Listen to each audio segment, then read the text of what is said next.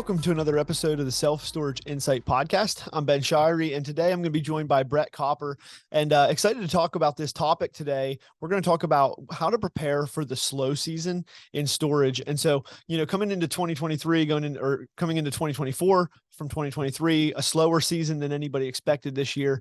And so, a lot of the self-storage property owners that have been in the business just over the past few years since kind of the rush to storage happened, 2020 to 2022, a lot of these operators haven't experienced, a slow season or even getting through 23 as slow as it was. And so, super excited to have you on the podcast with me today, Brett. And we're going to talk about, how should people be preparing for this slow season that would typically be the slow season for storage that we're getting ready to come into. Brett, excited to have you back on the podcast with me today. Thank you for joining me and taking some time out, Copper Storage Management. And always enjoy having you on here with me. Of course, man. Thanks for having us. We love participating with you guys. And so far it's been great topics too, man. So hopefully a lot of people are getting good information. Yeah, absolutely. And we're going to be talking today about how to manage your facility during the slow time. We're getting ready to kind of approach, a slow season with self-storage. And, I'll be really interested to see over, the next few months, how it transitions from the slow season back into the busy season, right? Like, so we all saw somewhat of a downturn in occupancies through 2023.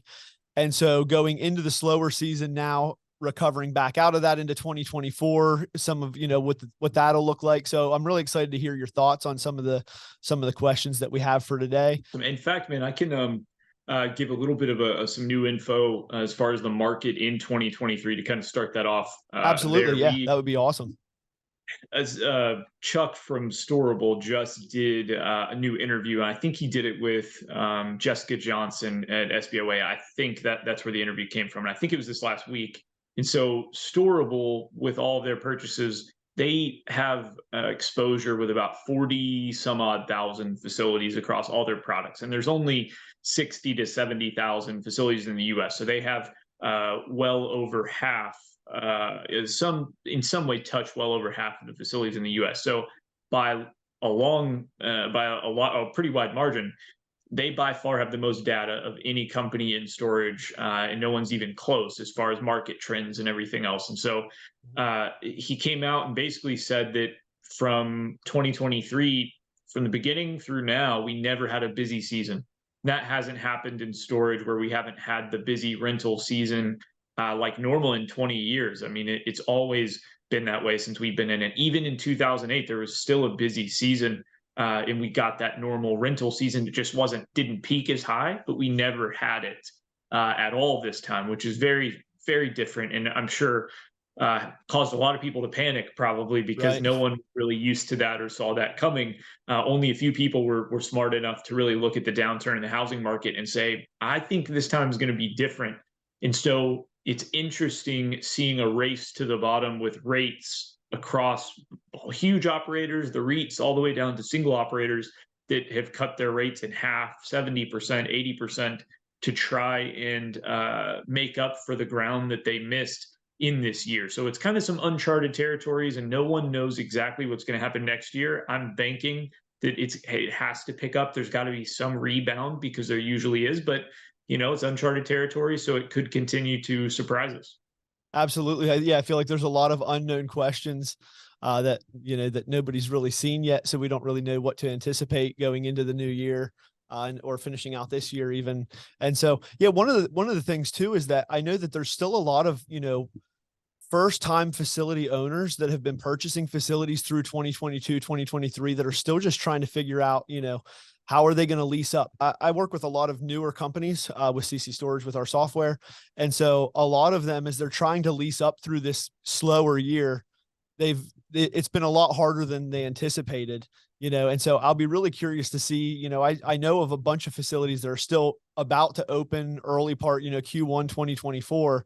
And so I'm really curious to see, come up with some different ways to help them through that lease up phase when the market is down. And there's a lot of unknowns out there for sure.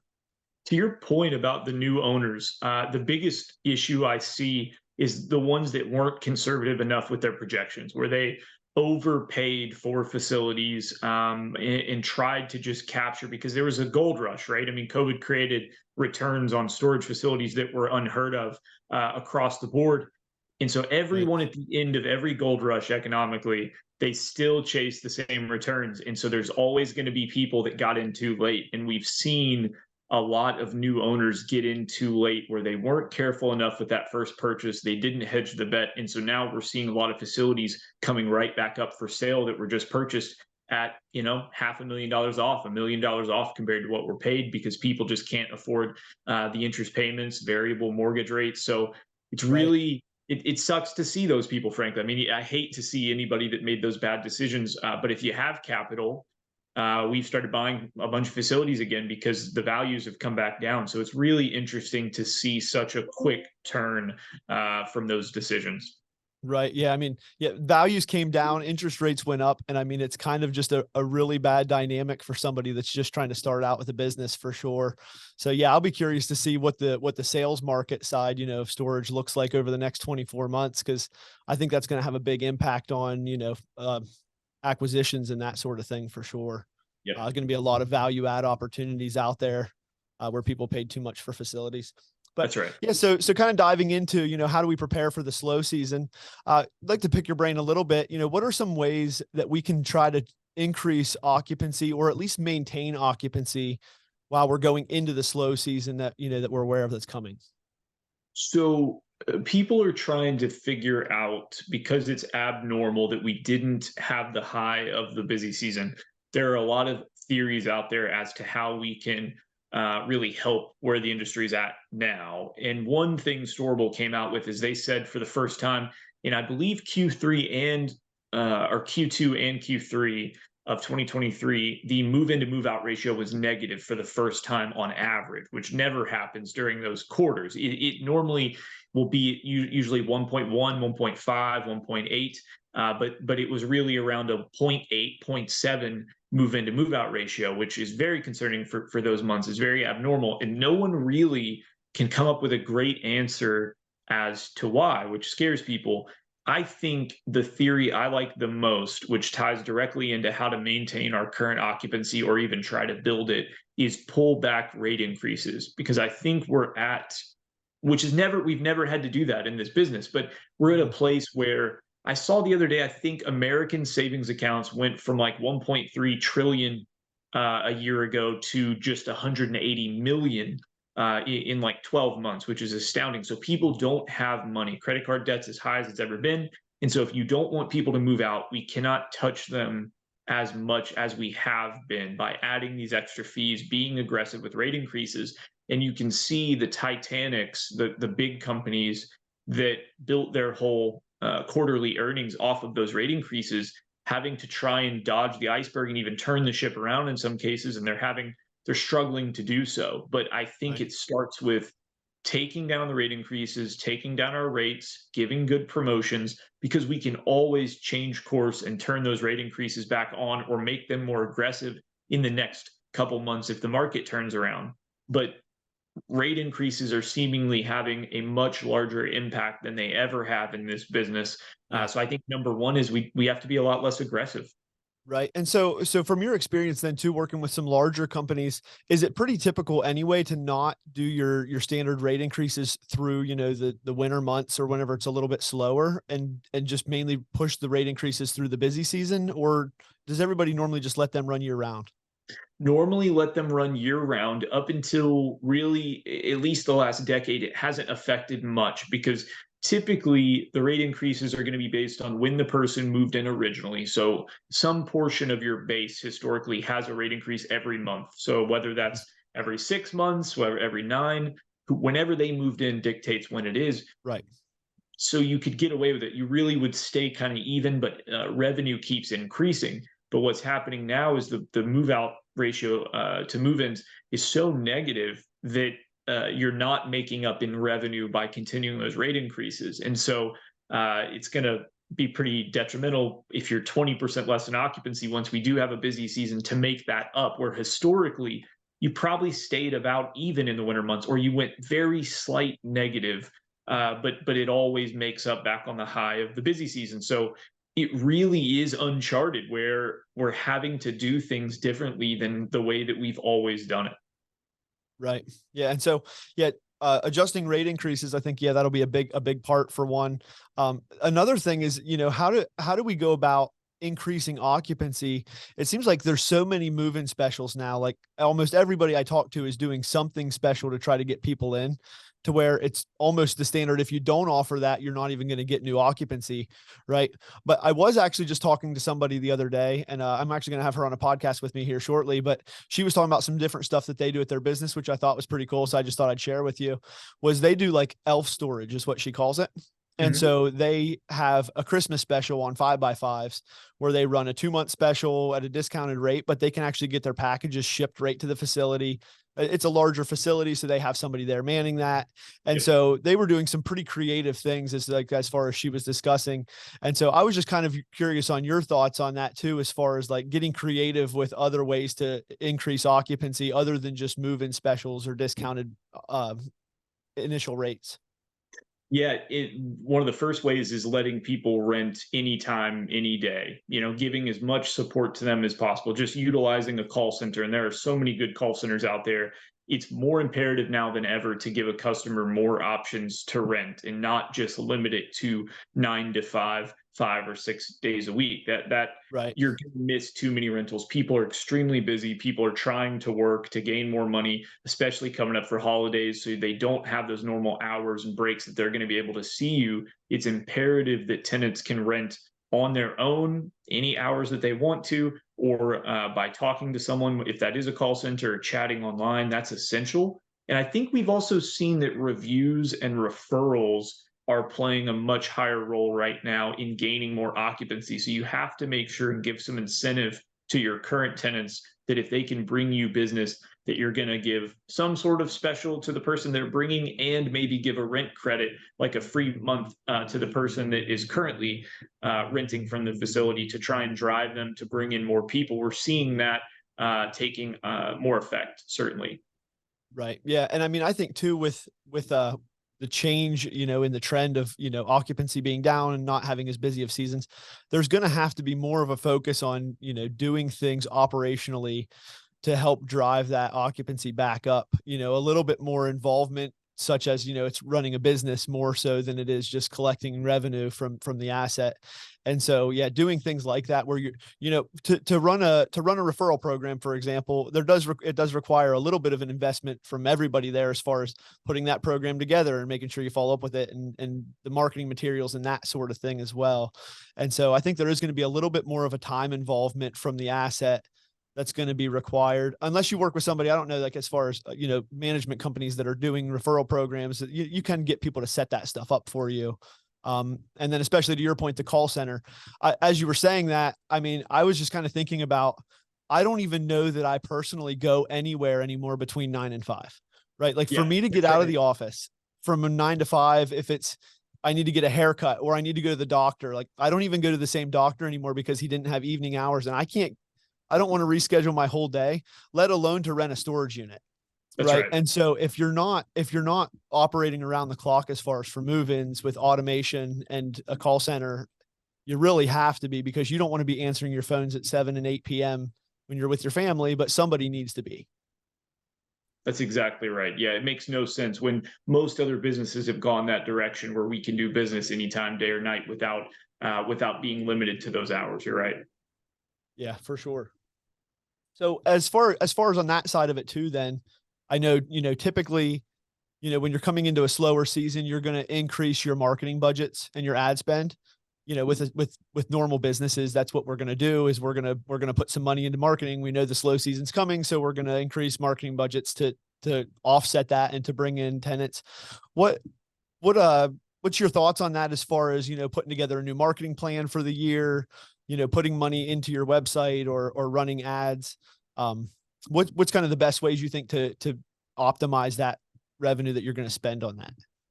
Yeah, you've got to have a really good marketing partner first, because they have to be very talented at PPC management, keyword management, listing management, because it's become much more competitive. More facilities now than ever are having better websites from good providers.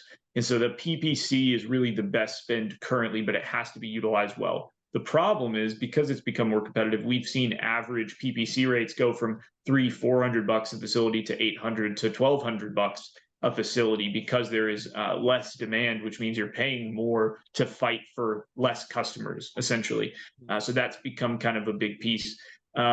Facebook marketing has become slowly more and more on the rise. We're seeing more people spend money in Facebook ads. I still am not a huge believer in maybe even Instagram ads as much yet based on a base. I think that will become more prominent based on millennials and how much we rent and then use Instagram. But certainly Facebook is having a good enough return that most marketing partners are saying to put some sort of spending dollars there if you're in a very competitive market.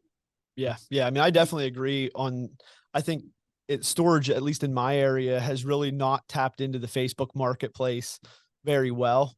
And I mean, yeah, everybody that I know is on Facebook. So your potential clients are there. Your potential customers are on Facebook.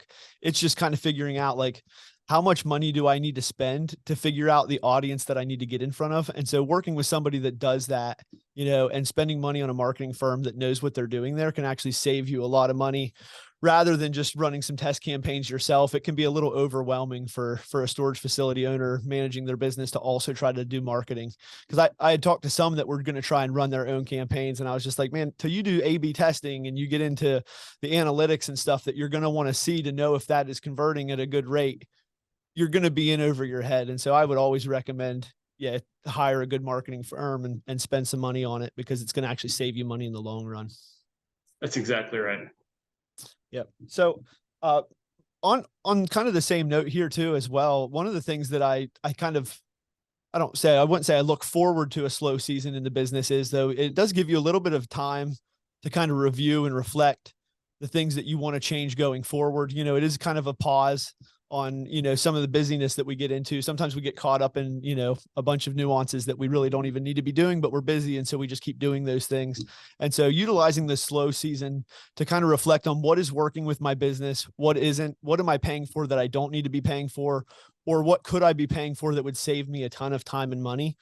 And so kind of reviewing operations as well as, technology solutions or partners and that sort of thing, to kind of make sure I'm maximizing my business for 2024, I think will be a big part of it as well. Yeah, and to your point, I mean, we're seeing that CapEx improvements are making a huge difference. And before, you could get away with not maybe fixing the gate as quickly as you should have, or having better lighting or better cameras. It's just not the case anymore. Customers are more picky about where they're going to be renting, and those things matter. So when an owner, wants to save a few grand to get the gate fixed, you might lose 20 customers now that are pissed about it because it hasn't been fixed in a couple of months. I mean, that's a big deal. And so the best time to do that is when you have that down season. The question becomes making sure you have the money set aside when you buy the facility, that you expect those CapEx changes so that you have some money ready to spend, and you're not going to be put out doing it. It's also the best time, if you are going to switch software, to do it because you have the least amount of incoming business. You have the least amount of payments being taken as far as new things, rentals happening, and activity. So the same is also applied to websites. If you're going to switch to a new website provider, build a new website, do that during the slow season so that you're not interrupting new business when you need it. Right. Yeah. Especially with the website, as far as you don't want to pull your website down or, be making edits and losing SEO and things like that due to broken links or whatever. If you're in the busy season, it is a really good time in the slower season to do that, as well as, integrating with a management company or, working with another partner. It gives you kind of a chance to, work that relationship into where you're comfortable with it before business picks up, and then they're working with you a lot closer, so you can kind of build that relationship with the companies that you're partnering with as well through the slower season. I feel like a little bit better. So yeah, that's a good point. So yeah, as far as then gearing up for the busy season, what are some things that we should be looking to do as we then transition from the slow season back into what is hopefully a busier season in 2024 than it was in 23? Yeah, get your unrentables ready to rent. I mean, that's the most frustrating thing when an owner goes into the busy season with one 5x10 left or one 10x10, and they have 5 that should have been cleared out and ready to go, or you are a high occupancy already and you have a bunch of auctions that haven't been sold and you've been putting off. I mean, you want to make sure your inventory is available and not just, hey, I've got 10 units left, but you could have had one of each unit type or multiple of each unit type, because you don't want to miss out on rentals where they're not coming to you because of the size. We see that happen a lot. They're like, well, my occupancy is low enough, but yeah, but you only have, you have no 10 by 10s left, where you could have had 8 if you would have done this, and those rent faster than other units. So making sure your inventory is ready, and then making sure your promotions and rates have changed appropriately. You don't want to charge the same thing in January that you're charging in May, when we know that we're going to have the increased business. You want to capture as much money on the front end as possible, and make sure you're set up, because right now usually $1 a month in NOI is somewhere around 150 $130 in asset value. So a couple dollars a rental makes a huge difference in your equity and how much that facility is going to be worth when you sell it. And so you don't want to lose out on those few dollars of rental. It makes a huge difference. Yeah, absolutely. And then, so when you guys manage a property for somebody, as far as with Copper Storage Management, do you look at, how are the rates changing month to month as far as setting the monthly rate? Like, you're looking at the competitors' rates in the area, tertiary, month over month, so you can continue to adjust your rates accordingly, or what do you do there? That's exactly right. So we review those weekly, depending on what the occupancy is, the market, competitors, occupancies. And so all of that is based specifically on that market. And typically the market's 3 to 5 miles, depending on comparable assets nearby, population density, those kinds of things. But yes, revenue management has to be reevaluated constantly to make sure, because right now the rates are changing faster than they have, and everyone's racing to the bottom. So you really have to be diligent about doing the research and making those changes. Right. Yeah. And then to get back to one other point that you had said there too is, utilizing the right size of units, as you were saying about making sure stuff's ready to go. One of the things I think that is always valuable to look back is, even a year over year, different sizes of spaces in different areas are going to become more popular. Right. So as rates and everything keep changing, or as even, the market changes, it may make sense for me to do some renovations to my facility to add more smaller units in, or to open up some walls and add some more larger units, because I can look back at my books from the last year and see what is renting at a higher rate. What do I have higher occupancies with? And so doing a little bit of that evaluation and then making those renovations, I think, would be crucial too, as far as maximizing your revenue coming out of your facility. That's right. Yep. Any other thoughts as far as going into the slow season, something that maybe I forgot to cover, or something that you thought of while we were talking about that? Any tips on getting through the slow season and staying as profitable as possible? No, I think we covered most of the topics. I really do. I think it's a good base, and hopefully a lot of people find it helpful. Yeah, absolutely. And so, yeah, as always, man, I appreciate doing the podcast with you, and your insights. I think they bring a lot of value. And again, with this year being so much different than what we were I don't know if it was much different than we were expecting. At some point, we knew it was going to come back down, right? It was too good to be true for too long, right? With a couple of years of just amazing occupancy. So everybody kind of expected it to come back down, but yeah, now what's going to happen going forward? Be really excited to, stay in touch with you, keep having you on the show. We'll keep discussing things as they unfold in 2024 as well. And yeah, awesome. Looking forward to it. So, of course. Thank you, man. I appreciate your time as always. This podcast episode was brought to you by CC Storage. CC Storage is a property management software that helps you pass the fees of credit card processing onto your customers, so you don't pay credit card processing fees ever again. If you enjoyed the podcast, there's a link below where you can fill out a form and be interviewed on the podcast with myself. If that interests you, please click the link below and we'll be in touch. We hope you enjoyed this podcast episode. Don't forget to check back next week for another interview with another self-storage property owner.